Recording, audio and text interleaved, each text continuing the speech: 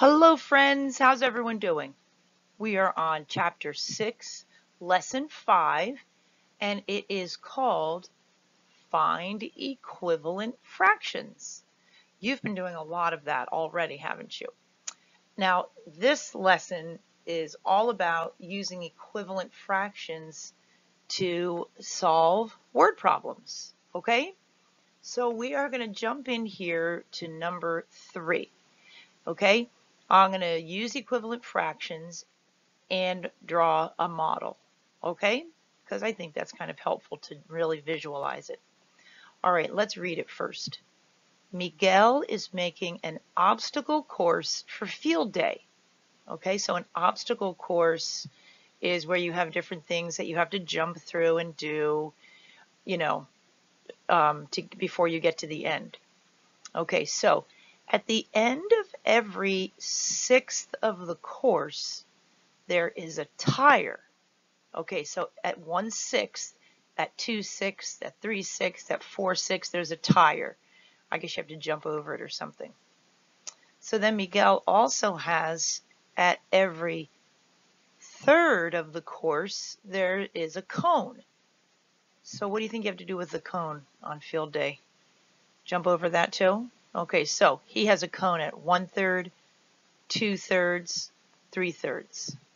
And then at the end of every half of the course, there is a hurdle.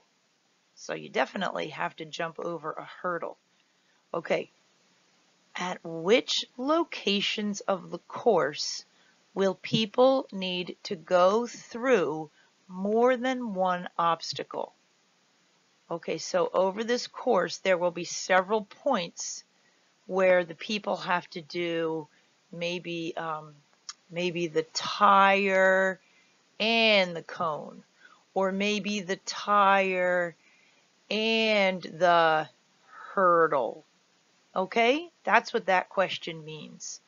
At which locations of the course will people need to go through more than one obstacle? All right, so let's say here's your course beginning to end. All right, we're going to mark off a few things that Miguel has planned. So the first thing, every sixth, there's a tire. All right, so I'm going to mark off. Okay, do you see what I just did? There's a tire. That's 1/6. Well, first let me show you. It's 6 equal parts. 1, 2, 3, 4, 5, 6. There are 6 equal parts. So that at 1/6, there's a tire. At 2/6, there's a tire. 3/6, tire. 4/6, tire. 5/6, tire. And then, of course, 6/6, or the end of the course, one whole course, tire.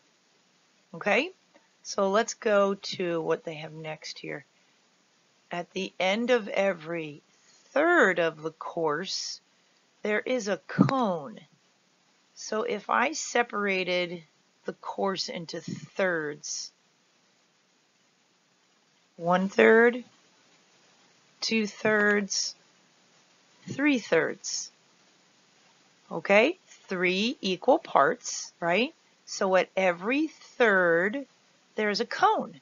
So I'm going to put a C for cone there and a C for cone there.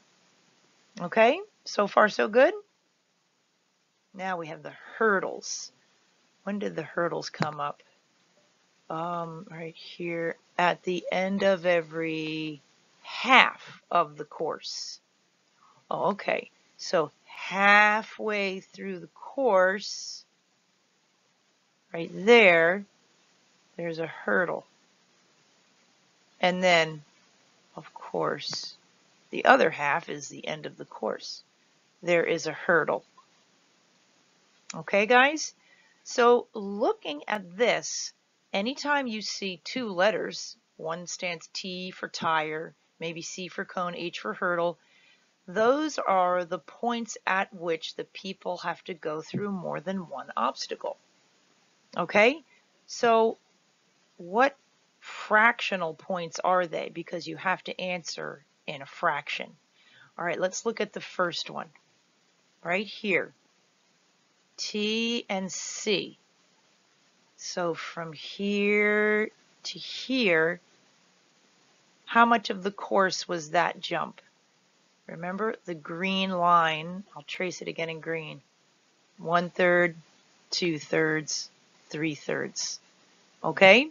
So at 1/3, they need to do two things. All right? What's the next one as we go along? Oh, right there.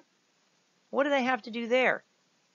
The tire and the hurdle. So where is that? That was, remember that? 1, 2. That was exactly halfway through the course. So halfway through the course, they had to do the tire and the hurdle. Okay? Are you getting the feel for it now? So can you see the next one? That's right. It's right there. They have to do the tire and the cone again. So let's see. Remember that. Here I am with the green again. 1/3, 2/3. So at 2/3, they had to do both the tire and the cone. And then what was the final place they had to do two obstacles? Well, it was at the very end of the course. And you can call that 3/3 if you want to, or end, right? The end of the course, because who would ever call the end of a course 3/3? Hooray, I've gotten to 3/3. No one. You could actually have called it 2/2 also. We'll just call it the end of the course. Okay? So boys and girls, I just solved that problem using a model. Now you might be thinking, well, you didn't use equivalent fractions, Mrs. Olvey, and that's the name of the lesson, right? Well, I could have used equivalent fractions, and you know what? I'm going to when we do the next one, okay?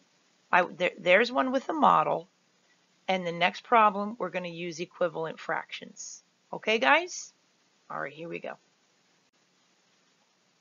Okay, here we are with Naomi. This is number 2. Yeah, this is on the back, boys and girls, okay? So turn your paper over. Now, guys, you can draw a model for this one, but we're going to solve this one using equivalent fractions, okay? So I am actually still going to draw a little bit of a model. So here we have Naomi. Naomi stretches, oh, I'm sorry, let me start again. Every half hour, Naomi stretches her neck. Okay. Every 1/3 hour, she stretches her legs. Every 1/6 hour, she stretches her arms. Which parts of her body will Naomi stretch when 2/3 of an hour has passed? So at exactly 2/3 of an hour, what is Naomi stretching? All right, so remember I said we were going to use equivalent fractions. So I'm going to put right up here, half, I got it from right there, that is neck. I'll make that 2 better. Neck is every half hour, okay? And then every 1/3 hour is leg. Every 1/3 hour. And then the third fraction is arms.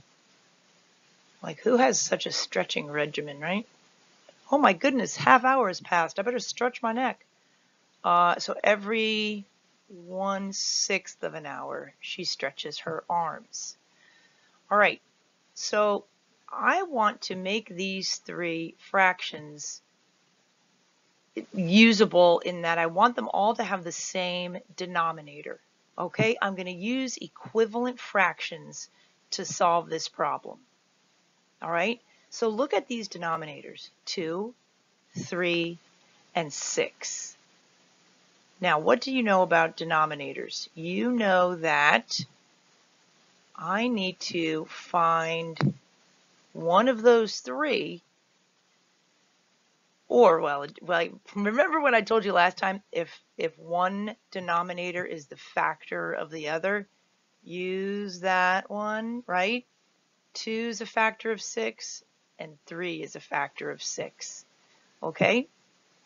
So our common denominator can be 6, because a common denominator is like a common multiple. I can do 2 times something to get to 6, and I can do 3 times something to get to 6. 6 is a multiple that 2 and 3 and 6 all have in common. All right, so I'm going to make 3 equivalent fractions. Well, I'm going to make 3 different fractions that are equivalent to these that we are starting with here. So 1/2 equals how many sixths? What do you do to 2 to get to 6? Multiply it by 3. Ooh, it's hard to make little teeny numbers. 2 times 3 is 6, so what do I do to that 1? Times 3. Okay, so neck, we're going to think of neck now as every 3/6 of an hour. She stretches her neck. Let's go to legs. Remember, we have 6 for the common denominator. What do you do to 3 to get to 6 times 2 equals 6? So what do you do to that 1? Times 2.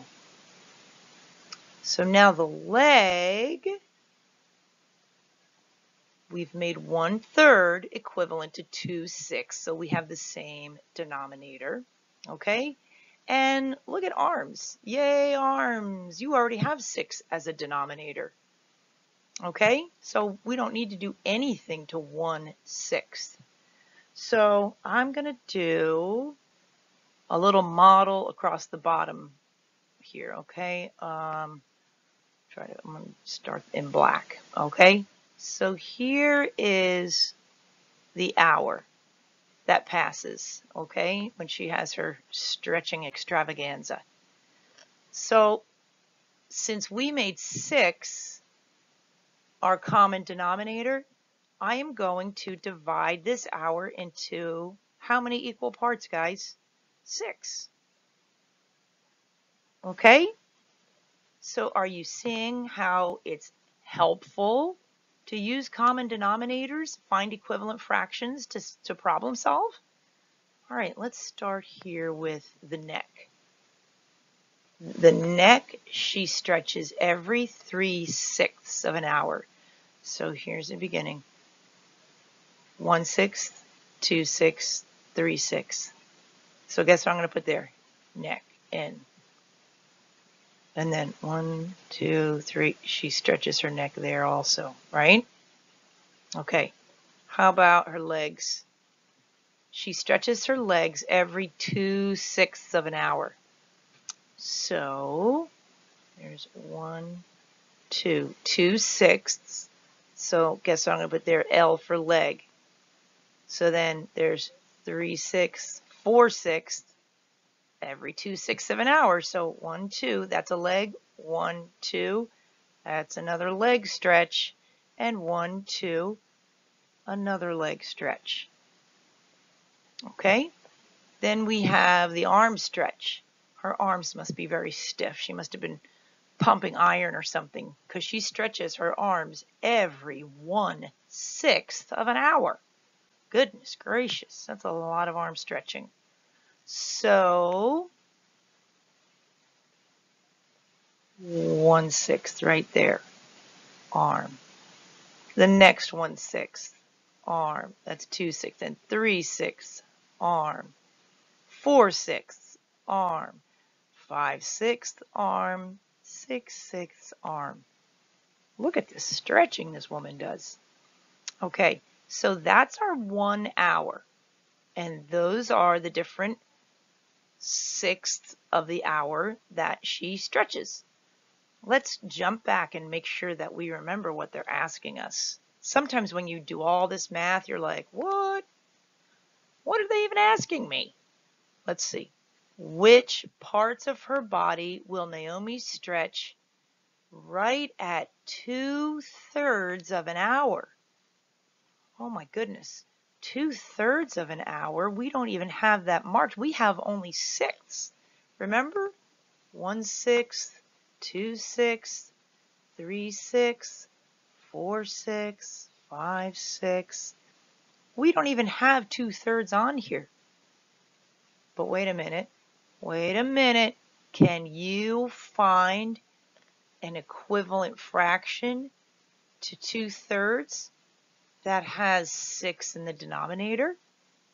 So we can find 2/3 on here? I bet you can. What do we do to 3 to get to 6? We're going to multiply it by 2. What are we going to do up here? Multiply by 2. So we were looking for 2/3, but 4/6 is equivalent. So what they're asking, boys and girls, is which parts of her body will she stretch right at 2/3 of an hour? Well, let's see. That's 4/6. Look at that. There's 4/6. You know what you also could have done was you could have simplified 4/6, right?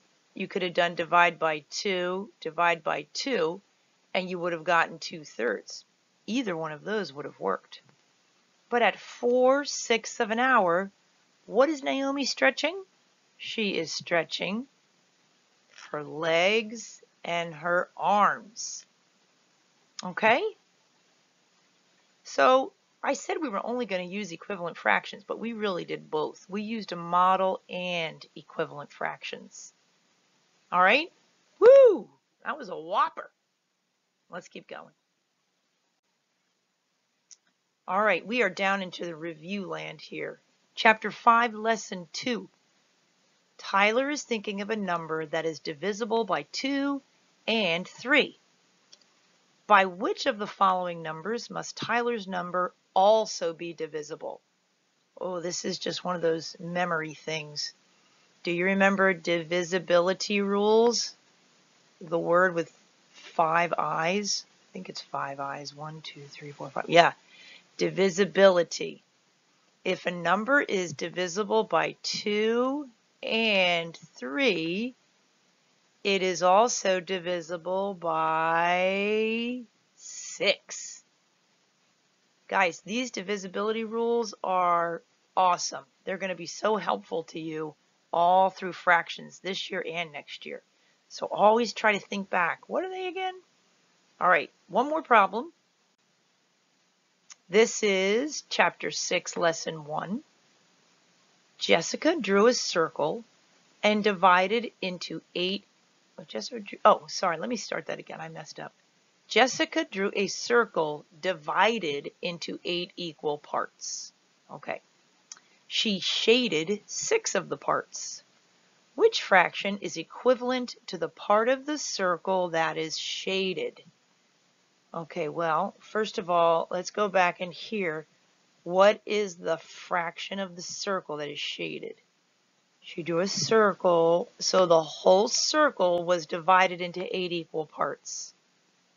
So which part of a fraction tells us how many pieces make the whole thing? The denominator. That's the only job of the denominator. Hey, 8 pieces makes the whole thing.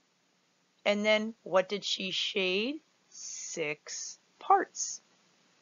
Okay, so which of the fractions here is equivalent to 6/8? Well, let's see here. 2/3, 3/4, 10/16, 12/18. What do you want to do, guys? It looks like D, they did times 2 for 6. Let's try that one. 6 times 2, so then I'd have to do 8 times 2. 6 times 2 is 12. 8 times 2 is 16. Oh, no. So what else could they have done? Oh, here, let me rewrite it down here. How about a simplest form situation? What's a common factor of 6 and 8? Common factor, a number that can be divided by both. You guys knew that. 6 and 8 are both even numbers. Remember? Okay. 6 divided by 2 is 3. 8 divided by 2 is 4. So in simplest form, 6/8 is equivalent to 3/4. Oh, look at that. Ding, ding, ding, ding, ding. B is the winner. All right. Guys, you can do this on the other questions that you haven't finished yet or that I haven't done. Draw models, just relax and think. You can do it. Okay, I believe in you. I'll see you soon.